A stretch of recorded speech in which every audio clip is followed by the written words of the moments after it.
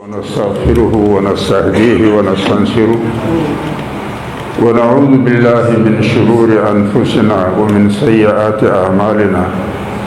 من يهده الله فلا مضل له ومن يضلل فلا هادي له وأشهد أن لا إله إلا الله وحده لا شريك له وأشهد أن محمدا عبده ورسوله من يطع الله ورسوله فقد هدى ومن يعص الله ورسوله فقد غوى حتى يفيء إلى أمر الله. أما بعد فأعوذ بالله من الشيطان الرجيم. بسم الله الرحمن الرحيم. قل هل يستوي الذين يعلمون والذين لا يعلمون. دا بابرکت مجلس دی. شرکای اکثر خواننده خلق دی، که د مدرسو دی او که د عصري ادارو دی. نو الله پاک په د آیت کې فرمایي چې ته و دا خلقو ته دا ووایه چې هغه خلق چې ځان پوهوي او د پوهې په رڼا کې د ژوند کردار ادا کوي، او هغه خلق چې هغه ځان نه پوهوي او د ناپوهۍ په تیاره کې زندگی تیروي، دا دواړه برابر دي؟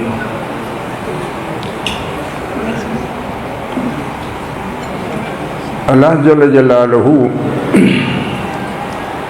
د ټولو مخلوقاتو لمنځه داخه د ځان لپاره په چاڼ آدم علیه السلام رایستلی، لکه انسان چې په خپلو ایجاد کړیو مشینانو کې د ځان لپاره د کمپیوټر هارډویر منتخب کړی دی. لکه الله پاک فرمایي ان الله اصطفى آدم، د ټولو مخلوقاتو که نورانی دی چې ملک دی، که ناری دی چې جن دی، که زمینی دی چې حیوان دی، په دغو ټولو کې الله پاک وایي ما د ځان لپاره په چاڼ هغه حیوان رایستلی دی چې د انسان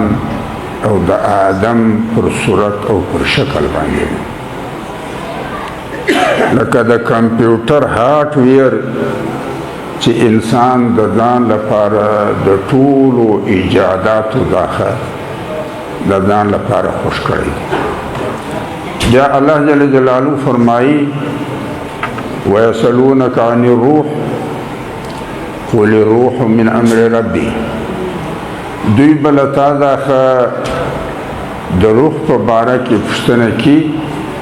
نو ته ورته ووایه چې دا روح زما د رب هغه وسیله ده چې د هغې له لارې یې دا د انسان په قد و قامت او شکل کې چې حیوان دی، په دغه حیوان کې یې خپل کارونه اچولي او فیډ کړي، لکه د سافټ ویر له لارې چې انسان د کمپیوټر په هارډ ویر کې خپل کارونه فیډ کړي دي. او الله جل جلاله له دغې لارې داخه انسان په ځمکه کې د ځان نایب او خلیفه مقرر کړی دی،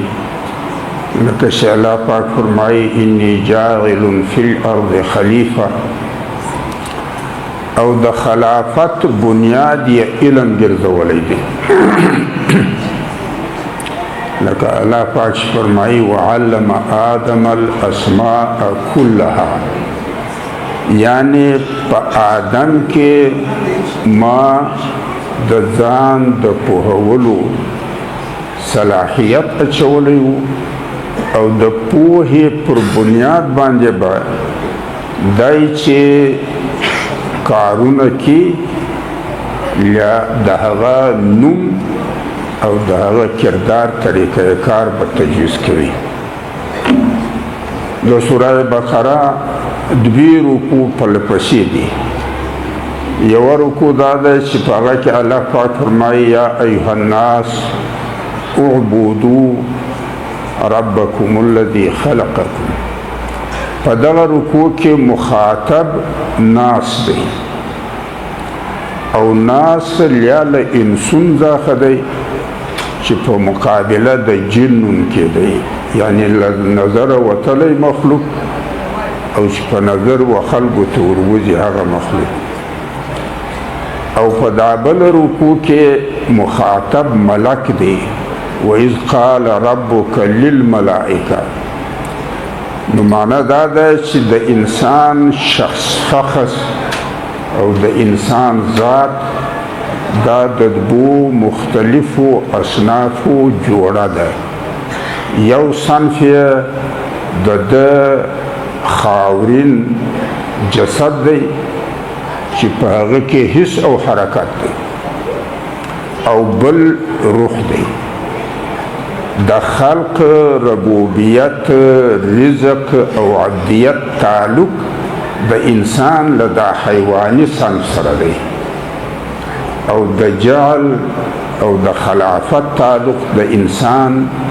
له هغه غیر مادي صنف سره دی چې هغه ته روح ویل کوي. لهذا له دغې وجې څخه د ټولو انسانانو او د تمامو انساني معاشرو که هغه خدای پرست دي او که هوا پرست دي، د هغو ټولو پر دا اتفاق دی چې علم د انسان په فرایضو کې له عقل او له بلوغ بعد اولنی فرض دی، ولی چې دی ځان وپوهوي له هغه بعد به بیا د ځان د کردار انتخاب کړي. بې له پوهېدو به توره تاریکه وي. او پر دا هم د تمامو انسانانو او معاشرو اتفاق دی چې علم د هر سړي نروي او کښته بنیادی انسانی حق دی. یعنی د انسان د انسانیت بنیاد دا د ځان پوهول دی. او پر دا باندې هم اتفاق دی او تاسو ته ښه معلومه ده چې کله یوه طرفه څخه د علم په باره کې له هر سړي څخه پر خپل سر پوښتنه کوي چې تا ځان پوهولی و او د پوهې په رڼا کې د کردار ادا کاوه او که نه د ځان پوهاوه او نه د سترګې روڼولې په پټې سترګې د ژوند تراوه. لکه له هره فرده چې دا پوښتنه کوي داسې به د هرې سطحې له سرپرسته څخه هم د ده تر سرپرستي لاندې چې څورې خلک دي د هغو پوښتنه هم کوي. لکه کلکم راع و کلکم مسئول عن رعیته. نو کله یوه طرفه څخه کارکنان که طالبان که مدرسان دي د ټولو په باره کې به دی مسئول وي چې آیا دوی په دغه علمي ماحول کې مصروفیت د علم او که نه له دا مصروفیت بدل مصروفیت دی درلود. له هره استاد او له مدرسه څخه به دا پوښتنه کوي چې تا شاګرد پوهاوه که د غولاوه تا څه ولې چې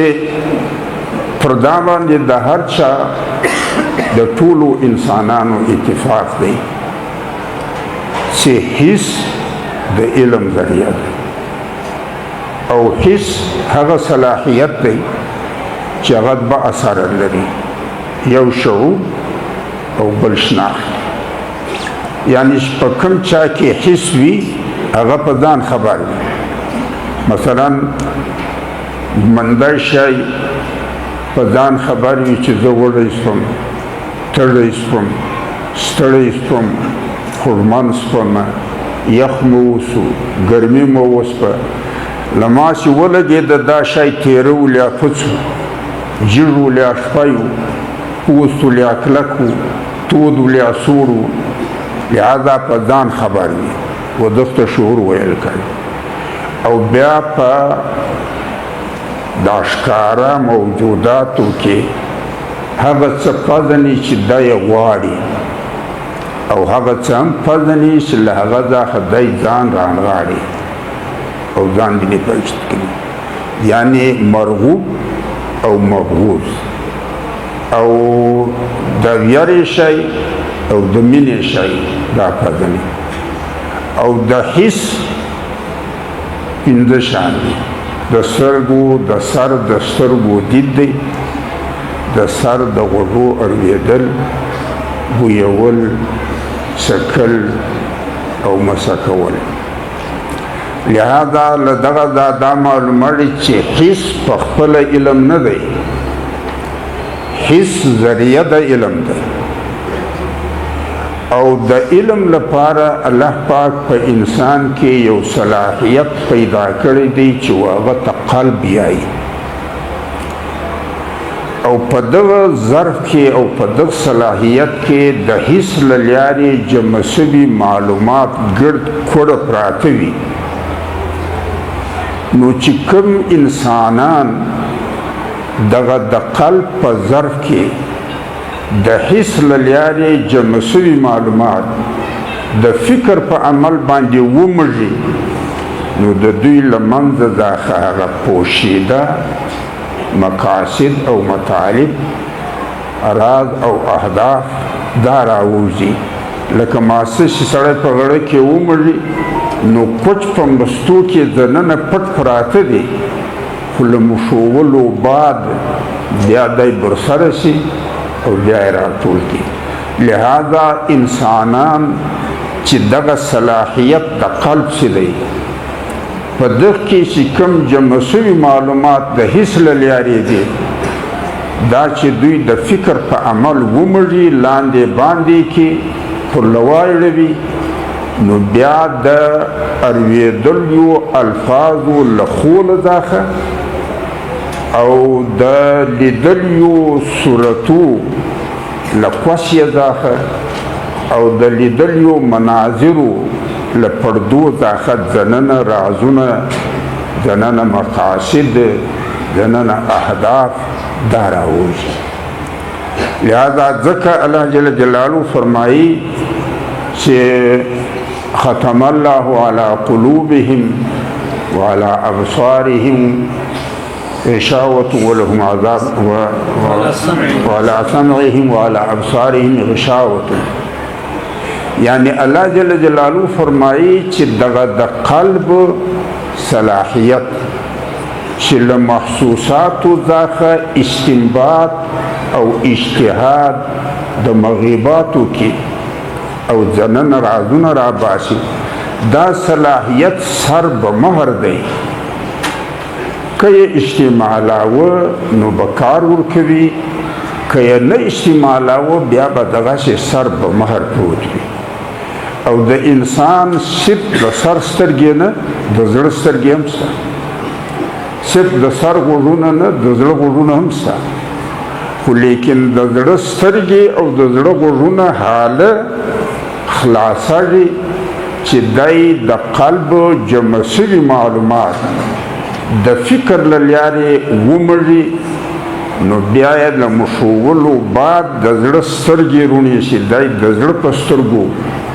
حالات او واقعات وویني او د زړه په غوږو مجلسونه واوري لهذا دا درس دا مدرسه دا مدرس دا تدریس دا نقل نه دی چې دا سړی د یو پر خبرې رانقل کړي دا تکرار نه دی چې هغه د کتاب خبرې په دواړه نړوي دا نقل نه ده چې سړی په مضمون یادوي بیا بیا خلاصوي بلکې دا د الفاظو له منځه څخه د مفاهیمو استنباط دی د صورو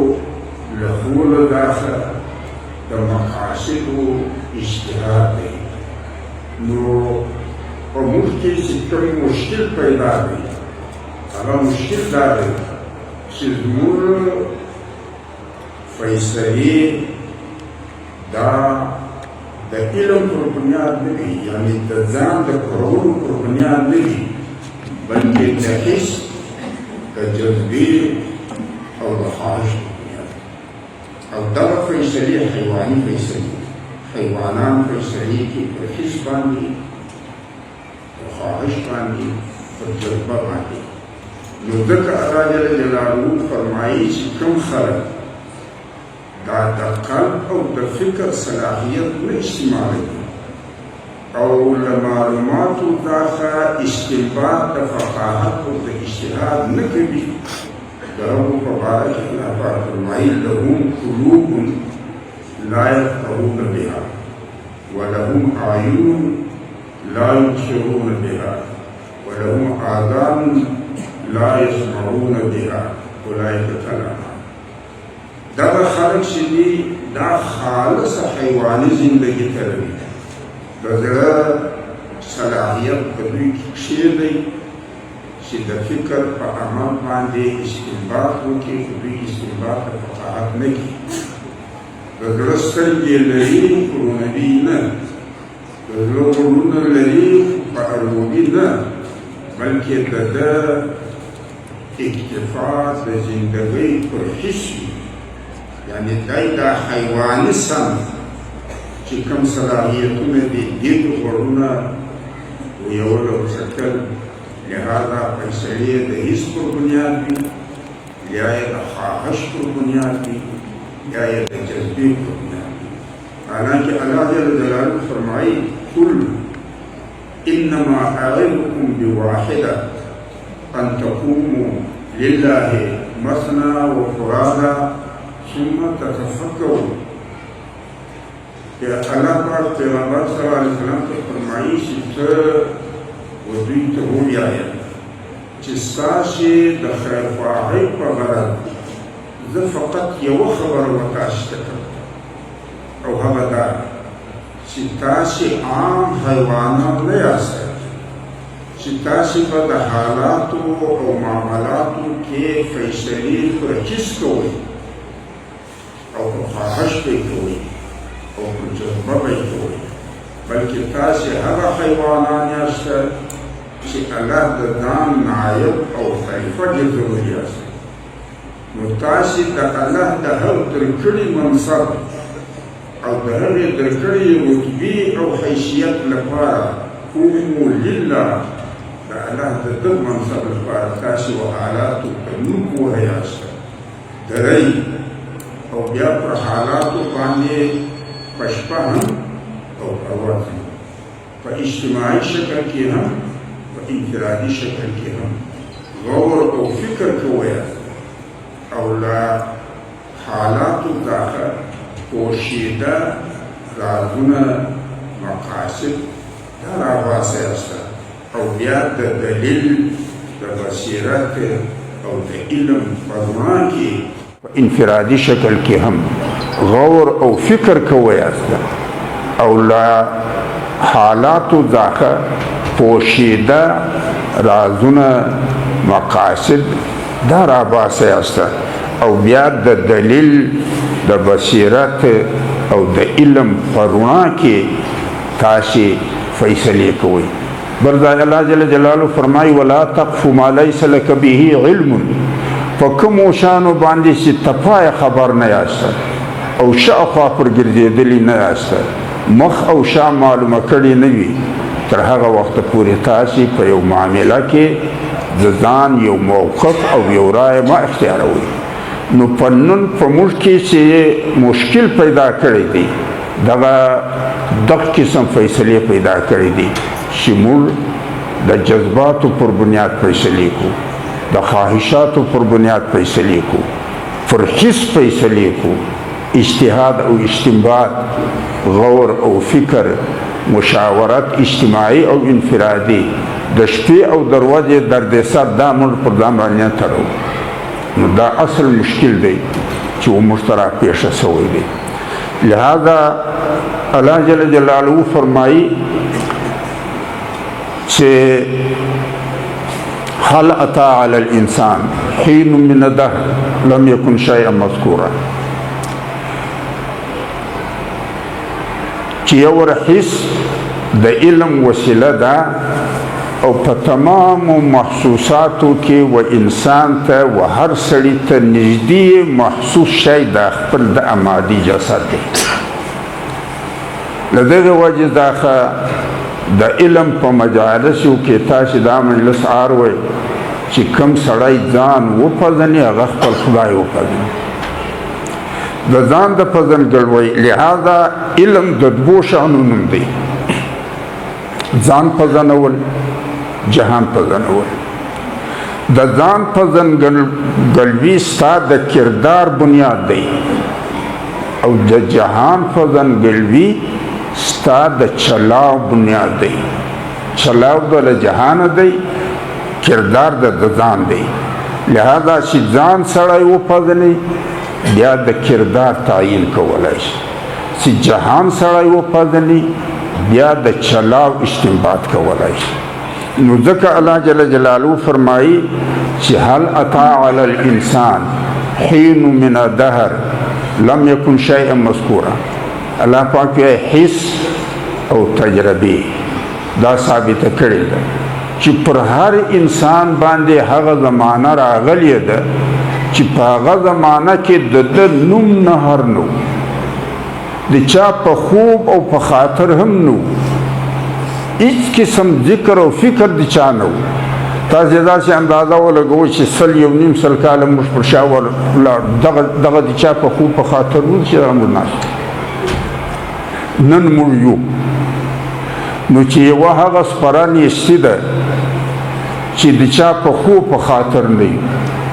نن بیا دغه هستي ده چې دا مسجد را ډک دی. دا له سپرې نیستۍ و دغه هستي ته زه څنګه راووتم؟ یعنې زما موجود دی، دا زما وجود دی و ما ته چا راکړ او که نه زما د موجود سپره نیستي ده، لکه چې زه نه وم دغسې موجود هم نه و. نو که یو وره داسې وي چې زه هم نیستي یم او ما ته چې هستي راکوي د هغې هستۍ هم نیستي ده، موجود هم نشته. نو نیستي چې له نیستي سره جمع شي هستي خو نه پیدا کوي. صفر چې له صفر سره جمع شي عدد خو نه پیدا کوي. نو زه هم نیستي یم او د هستۍ راکوونکی هم نیستي دی. نو زما نیستي او د موجود نیستي چې سره ګډه شي نو زما وجود څنګه را؟ او که بیا زه دا وایم چې دا زما وجود زه په دغه کې د چا محتاج نه یم، بلکې زما وجود زما د ذات تړلی او لازمه ده. نو بیا پوښتنه دا پیدا کړي چې اول نیستي ولې وم او چې اوس هست یم او مرګ راځي له دا نه ګرځولی ولې نشم؟ نو یو جهت د ځان د پېژندګلوۍ د وجود دی، نیست ومه، هست یمه، څه لسپمه. د دغه سوال جواب طلب غواړي. دوم شی دا دی چې حس او تجربې دا ثابته کړې ده چې د انسانانو مادي جسد د دغه ابتدایي تخلیقي ماده خاوره ده. له مرګه بعد دا سرت له توسي خاوره شي، هډونه وراسته شي، سره ودوړاږي. نو اوس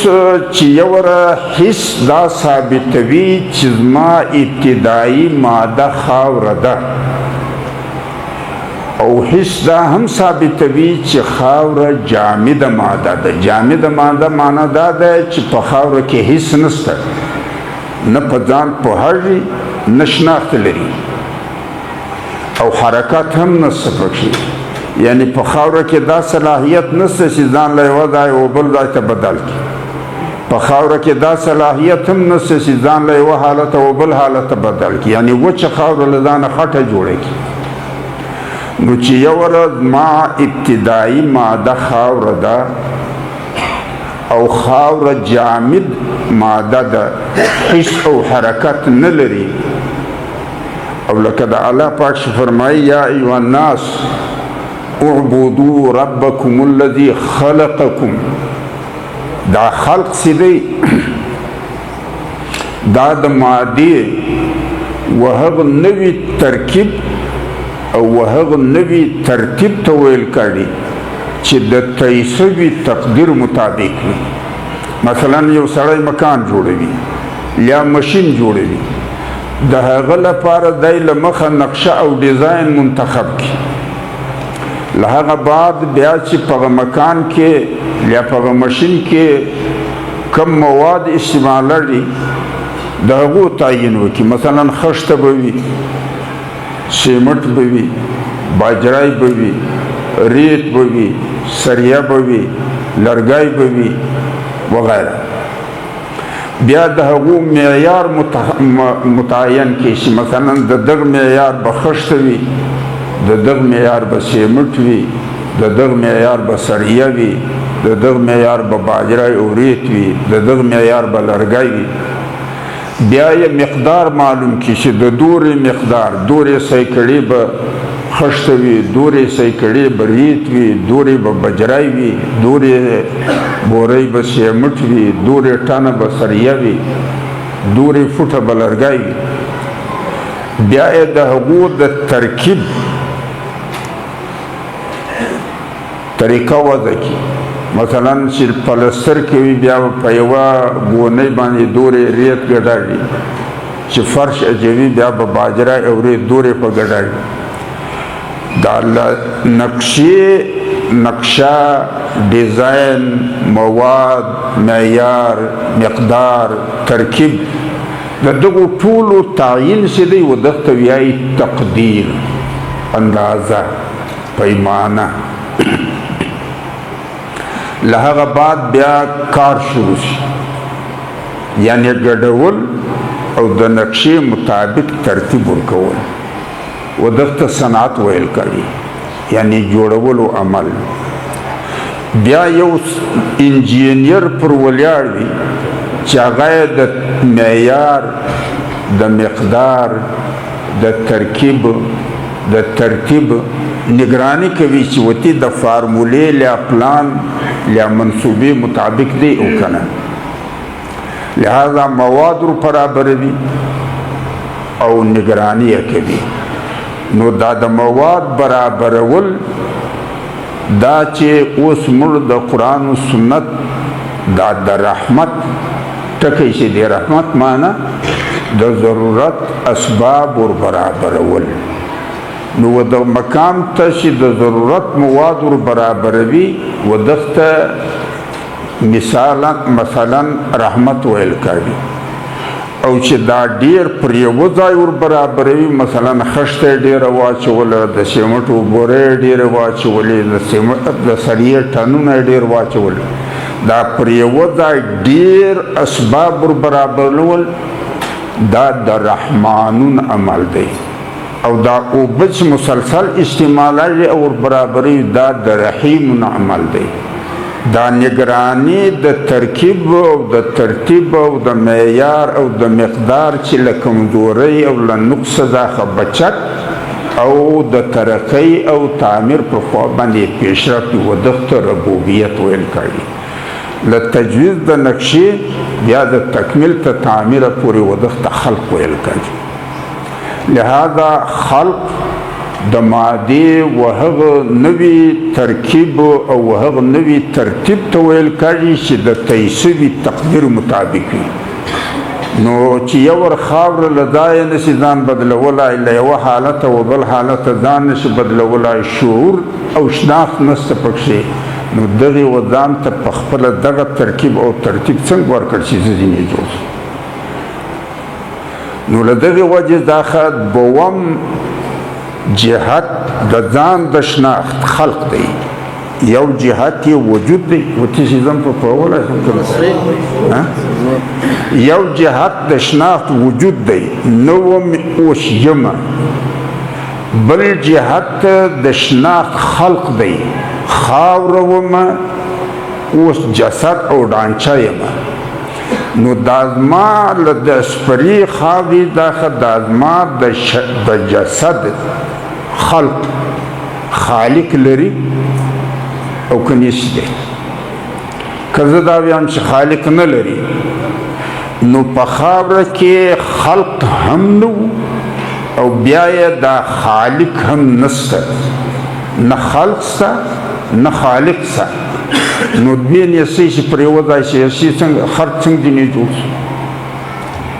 صفر له صفر سره جمع که سل صفرونه سره جمع کوه نتیجه یې بیا صفر عدد خو نه راځي او که دا بیایم چې زه د ځان خالق په خپله یم نو اول نیستي ولې وم اوس بیرته بیا دله تویږم ولې لہذا ځکه الله جل جلاله فرمایي ام خلقوا من غیر شیء ام هم الخالقون تاسې له دوی پوښتنه وکړئ چې ته بې خالقه خلق سپي نو چې تا خلق هم نه او خالق ته هم نه نو بیا خلق څنګه راغلی او که ته د ځان خالق په خپله یې نو اول خاوره ولې دي بیا خاوره ولې کړي دا ځان بچت کولی څلی نه شي نو له دغې وجې داخه انسانان د ځان د شناخت په حواله باندې دوه قسمه دي یو قسم انسانان هغه دي چې الله موجود او خالق بولي یعنی یو داسې ذات چې زموږ له نظره وتلی دی د ذات او د صفاتو شناخت زموږ له علم او له فهمه بالا او برتر دی خو چې څه وخت مصیبت اثاره کړي نو بیا پناه د ده غواړو چې څه وخت ورهم په مخه واخلي نو بیا ځان د ده وخواته ورټولوو فریاد ته درسوو دغه زموږ خالق هم دی دغه زموږ موجود هم دی لہذا د الله په عربي لغت کې چې څورې مشتقات دي که لاح یلیه دی که اله یاله دی که اله یاله دی چې څورې مشتقات دي د هغو ټولو مشتقاتو خلاصه دا ده چې یو داسې ذات چې له نظره وتلی دی او د ده ذات او صفات و شناخت زموږ له فهمه او له علمه بالا او برتر دی او احساس یې په دغه را سره دی چې مصیبت مو له ایثاره کې فریاد ته ده پورې رسوم پناه د ده غواړم ځان د ده وخواته ورټولومه او په ده باندې ځان خلاصوم ځینې بیا یو بل قسم انسانان هغه دي چې الله خالق نه بولي خو چې دا څوک الله خالق بولي وتی در باندې درانه به نه ده چې څوک الله خالق بولي هغه دوه قسمه دي یو قسم انسانان هغه دي چې هم الله خالق بولي هم آخرت معاد بولی هم عمل د ده مطابق کردار ادا کی لکه الله پاک فرمایي یؤمنون بالله والیوم الاخر وعمل صالحا دا هغه خلق دي چې سچه مؤمنان دي یو قسم خلق هغه دي چې الله خالق بولی آخرت معاد نه بولی ولی چې له مرګ بعد زمن نه بولي د دغو خلکو دا فکر الله پاک داسې بیانوي ان هي الا حیاتنا الدنیا نموت ونحیا وما نحن بمبعوثین زمن دغه دی چې دا وینو او پکښې یو څوک به مري څوک به زیږي خو لیکن دا خبره کره ده چې مړه د بواره نه راپورته کوي او د هغو موقف به دا و چې اذا کنا ترابا وعظاما ائنا لمبعوثون چې یا ور موږ خاوره سو او هډونه سو بیا به بیرته بیا د دغو خاورو راپورته کړ دا خو ډېره لرې کیسه ده او دا به ویل ومن یحیي العظام وهي رمیم دا راسه هډونه چې دله تویاږي دا به بیا څوک لہذا د دغه صنف موقف دا دی چې الله خالق دی خو آخرت معاد نه دی له مرګه بعد بواري پورته کېده نسته دا خالص مشرک او بل قسم هغه دی چې الله خالق نه بولي د هغه فکر الله داسې بیانوي وما هي الا حیاتنا الدنیا نموت ونحیا وما یهلکنا الا الدهر دا هغو دا موقف دی چې زموږ دغه دی چې دا موږ یې وینو له دغه ژوند نه بعد بل ژوند نشته مرو به او ژر خو لیکن زموږ د هلاکت موسم دی د پیدا کېدو هم موسم دی خواږه په څومره شي کوي ځینې واښه په واسه شي کوي نو د څومره واښه چې څومره راشي او کال ورنای وي واښه شنه سي ځکه ښایسته سي موسم یې ترړي یو پرځي ګرد سپاره ګردل لکه پاتې سي دغسې ځینې په وصل دي بوټي شنه کوي چې کال ورنای وي ځکه ښایسته سي شنه سي چې موسم ترړي دا یې رضاږي بس بیا سپېره ځکه کار پاتې سي لہذا د دغو خلکو فکر دا دی چې زموږ مشابهت له موسمي وښو سره دی موسم هم راشي د یو خوب پیدا سي نوم وباسي غی هوی جوړ کړي چې موسم یې ترړي یو پرځي آخر ته یې وکاسي نو دوی وایي چې زمانه چې د موسم پیدا کوي نه او موسم هلاکوي لیکن د دغو دواړو که مشرک دی او که سوچه کافر دی په راسه کې بظاهره معقولیت نه معلوموي په دا وجه باندې چې مشرک که یو دا مني چې الله خالق دی نو دا چا چې اول پیدا کړی دي هغه ته اعاده مه کوه د دغه جواب الله په خپله ویلی قل یحییها الذي انشأها اول مره همیشه لپاره د یو مشین ایجاد خو ګران دی لیکن اعاده یې څه ګران دی چې یو انشا مشین جوړ کړی دی هغه سړی هغه مشین بېرته راګرځوي ورته یې کوم ګران کار اول ایجاد خو یا که سړی بیایي نو الله پاک ورته فرمایي و د مشرکینو ته چې یو ورځ خالق یم نو چې بیا یې اعاده ماته کومه ګرانه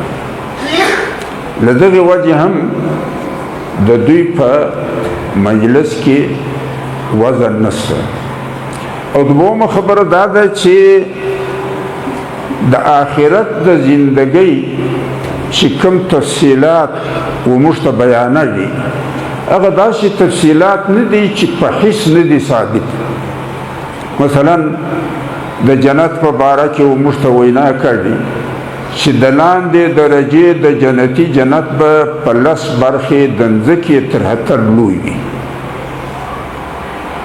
وموږ ته دغه خبره مشکل په دا معلومېږي چې د مادي کائناتو په خول کې دورې رقبه پر یوه ځای تر ننه پورې موږ موندلې نه ده شاید بیا یې هم نه کوو مونده او دویمه خبره دا ده چې و ځان ته سوچ د ځان و ناوسي ته وکړو نو موږ دا وایو چې خو دا یوه اتر هم په سر نسم رسولی چې 10 اتر یې نورې شي نو بې زه څه کوم خو دغه سوال او دغه مشکل که موږ د مور د نس و هلک ته مخ ورواړو، د مور په نس کې هلک دا خپله یو دنیا لري، دا یې ویده هم، دا یې ویښ هم وي، دا یې سات هم تروي، دا یې ارام هم کي. که د مور په نس کې و د هلک ته تاسې یو وسیله پیدا کړئ چې ته به اوس له دغه خوله یا له دغې دنیا و بله دنیا ته بدلاږي او هغه دنیا به ساره او اوږده دورې وي چې دا یوه کوټه چې ستا د ارام ده، ستا تر دغه دنیا به په 10 برخې یا په 100 برخې لوی وي او چې به ګډ جار په راګرځېدلی دی او ستا میله او اسود پکښې دا به په 1000 برخه لوی وي. هغه ارسو د مال یا وچوب او تاندوب یې ځکه چې هغه ستا ملکیت به یا به په 100 برخه لوی وي. دغه هلک چې تر اوسه پورې د مور د نس د رحم په خول کې دننه ایساره دی، ستاسې دا مجلس به ته کوم عهده قبول کړي؟ ولې چې دی په خپل ماحول کې دورې خطر ویني نه او بیا چې د ځان و ناوشي ته وګوري، بیا یې دا ګمان وي چې زه بې څه کوم. او اوس موږ یو تاسې اندازه ولګوئ د یوه یوه سړي کوټه چې دا دی پکښې استړې وه، ټوله کلا چې هغه دیوال یې پر راګرځولی دی، د مور د رحم څو برخې جوړه شي. دوم شی چې د آخرت د زندګۍ و موږ ته بیانوي ها دا دی چې د جنت په باره کې و موږ ته وینا کوي چې په جنت کې به طلب وي، محنت نشته. ما له خواهش را وګرځېده چې د کوم شي خواهش را وګرځېده دا به ما ته را رسېږي، له ما محنت نه غواړي. نو دا موږ ته په دغه وجه مشکل معلومېږي چې په کومه دنیا کې د محنت موږ یو، په دغه کې طلب بې محنته پوره کېږي نه. لیکن که موږ د شاوخوا ته ولاړ شو، د مور په نس کې هلک دی، د هغه د غذا طلب وي، ولې چې د ده مادي جسد د غذا د ښه پرورښت اخلي. نو چې څه وخت په ده کې د لوړې طلب پیدا شي، نو وده ته چې رسد کاږي دلته دا یې ګنټی وهي او که بیلچې وهي، دا خو د ده په طلب وده ته هغه خپل ټوله رسد ورسوي. نو که یو ورځ د زندګۍ یوه مرحله داسې ده چې حالت طلب سته او د طلب پر بنیاد رسد هم سته، محنت نسته، نو بیا دوم مرحله بیا کم مشکله ده. دریمه خبره چې موږ ته کړي د آخرت په باره کې ادا راته کوي چې خواړه به د خواهش مطابق وي مګر فضله به نه لري، یعنی خړې او روڼې به نه لري. نو چې په کومه دنیا کې موږ یو، په دغه دنیا کې دا تصور نشي کېدای چې داسې به کوي، مګر یوه دنیا زموږ له مخه ده د مور د نس. د مور په نس کې و هلک ته غذا کامله ورسېږي، مګر د ده ټوټل غذا د ده د بدن حصه جوړوي، د خړو او د روڼو فضله نه لري. یعنې تاسې به نه وي اورېدلي چې هلک د مور په نس کې لیاغول وکړي یا امتیاز غذا ورسېږي، خواړه ورسېږي، خو دا ټوټل خواړه یې د فرد حصه جوړوي او فضله نه لري. څلورمه خبره چې موږ ته کوي هغه دا کوي چې د دنیا د سر بهترین خواړه دا به د جنتي سړي لپاره خواګرځني. د مور په نس کې چې هغه د یې هلک بهترینه غذا ده، له زیږېدو بعد چې دغه غذا بیا تاسې ورکوئ طبیعت یې قبلوي. د څلوېښتۍ په زمانه کې چې د مور د تیو کومه پیدي او بهترینه غذا ده په ځواني کې چې ورکوي بیا یې طبیعت قبلوي. نو که یو بله مرحله د زندګۍ بیا راځي چې دا خواړه هلته طبیعت نه قبلوي، دا مشکل کوم ځای. لہذا چې څوک آخرت نه مني نو د دغو دلایلو پر بنیاد باندې داسې خاص معقولیت بظاهر نه ورسره معلومېږي. کوم خلک چې الله خالق نه بولي هغه به څه وراثه لري؟ زه نه وم، موجد نه لرم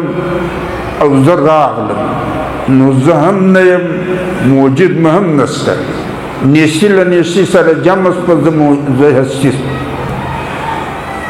په خاوره کې خلق هم نشته، خالق هم نه لري، خو زه ځینې جوړ شوم.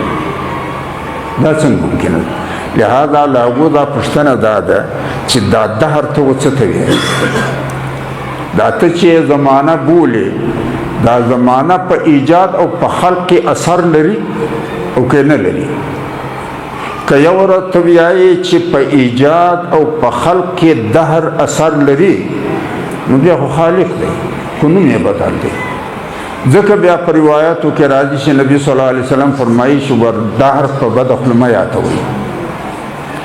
او که چېرې ته دا وایې چې دا دهر یعنی زمانه په ایجاد او په خلق کې هیڅ اثر نه لري، نو بیا زه نیستي یم او مؤثر مې هم نیستی دی، ما خلق نیستی دی، خالق مې هم نیستی دی. ته معقوله وجه ووایې چې نیستي له نیستي سره جمع شي هستي څنګه نه جوړوي؟ ته دلیل ووایې. څنګه دلیل؟ د دوی وینا دا ده چې حس د علم ذریعه ده. که چېرې خالق او موجود وای، د کائناتو مطالعه موږ کړې ده، بیا خو به موږ لیدلی وای. لیکن حس دا ثابتوي چې هیڅ یو صانع، هیڅ یو موجود د خپلې سنې او د خپل ایجاد له جنس نه وي. مثلا د خټو لوښي چې څوک جوړوي، دا جوړونکی لوښی نه دی. نو که یو سړی د خټو لوښي پر اړوي او چې ته پوښتنه ځینې وکړې چې څه غواړې، دا یې چې دا چا جوړ کړي دي، زه د لوښیو له منځه جوړونکی غواړم. نو دا معقوله طریقه ده که نامعقوله طریقه ده؟ یا مثلا څه خلق لري ځایو دي. واخر دعوانا ان الحمد لله رب العالمين.